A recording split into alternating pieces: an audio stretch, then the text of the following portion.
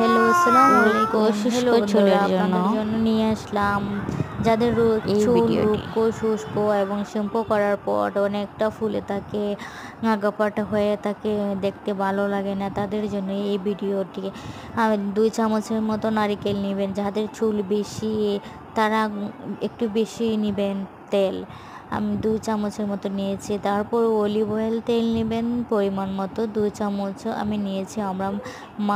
আমার মেয়ের জন্য আমি বানাচ্ছি আর আমি নিজেও ব্যবহার করব, এর জন্য আমি একটু বেশি নিয়েছি, বেশি করে একটু আমি বানাবো।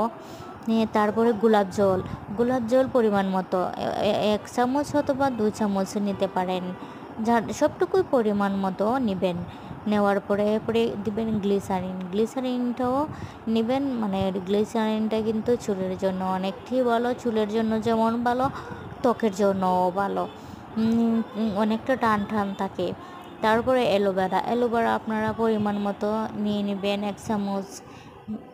তারপরে এই সব উপকরণগুলো একসাথে মিক্স করে তারপরে দেখেন সুন্দর একটি স্মেল আসছে।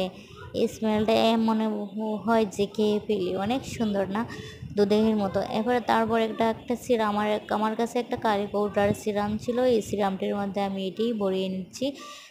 আপনারা কিন্তু এটা 15 দিনের মতন ফ্রিজে রেখে আপনারা প্রত্যেকে গোসলের পরে সপ্তাহে 2 দিন গোসলের পরে ভেজা চুলে হালকা, যখন ভেজা চুল থাকবো হালকা ভেজা চুলে আপনারা এটা শুধু স্ক্যাল্পে না লেন্থে, চুলের লেন্থে ইউজ করবেন।